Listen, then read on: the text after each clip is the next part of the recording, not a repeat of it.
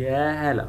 وانا قاعد بشرب العصير وبتفرج على يوتيوب، لقيت مذيع بيسأل اطفال حلوين عمرك كان قد ايه لما اتولدت. تعالوا بقى بينا نشوف الاطفال جاوبوا وقالوا ايه. كم كان عمرك يوم ولدت؟ ما ادري والله. ما ادري والله. 8. امي ما قالت.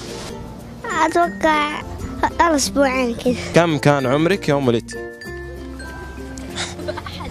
5. بقول لكم ايه، انسوا السؤال ده، بلاش نتكلم في اللي فات عشان اللي فات مات. ايه رأيكم نسأل سؤال سهل شوية؟ دلوقتي انت عندك كام سنة؟ لكن خلونا نسأل السؤال بطريقة احسن شوية، باللغة العربية يعني. كم يكون عمرك؟ ما اعتقدش في حد فيكم مش عارف عنده كام سنة. طيب السؤال بصراحة سهل قوي. ايه رأيكم نسأل السؤال لكن نخليه يعني مش سهل قوي كده؟ تعالوا بينا نقوله بالانجليزي. احنا بنقوله بالانجليزي How old are you? How old are you? How old are you? يعني كم يكون عمرك؟ تعالوا بينا نتعرف على صديقتنا ملك. شايفينها اهي، البنت الأمورة اللي ماسكة العروسة وبتشاور عليها. تاريخ ميلادها 21/3/2009. في شهر 3/2010 بقى عندها سنة. لو كانت بتتكلم وقتها كانت تقدر تقول I am 1. وفي 3/2011 لو كان حد سألها How old are you؟ كانت هتقول I am 2. طيب بعدها بسنة بقى عندها كام سنة؟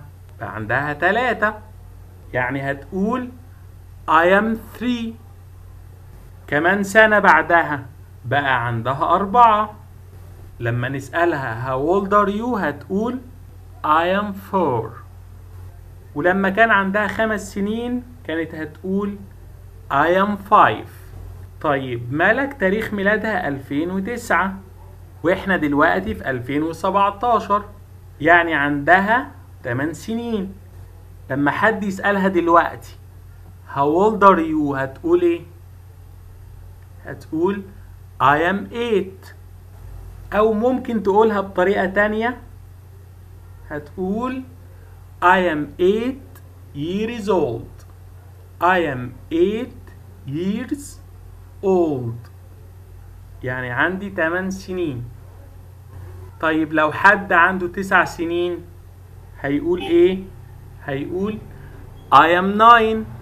وممكن برضو يقول I am 9 years old. حد يفكرني بالسؤال كان ايه كده؟ How old are you? برافو، نسقف لها كلنا. طيب نسمع السؤال كمان مرة. How old are you? طيب لو حد عنده 7 سنين هيقول ايه؟ I am 7. او هيقول I'm 7 years old.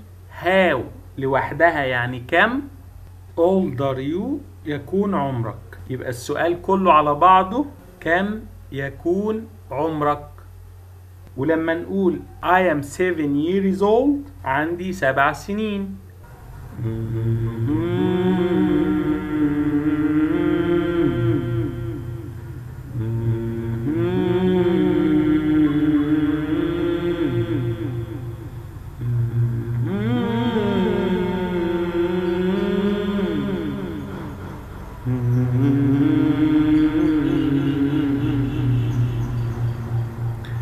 How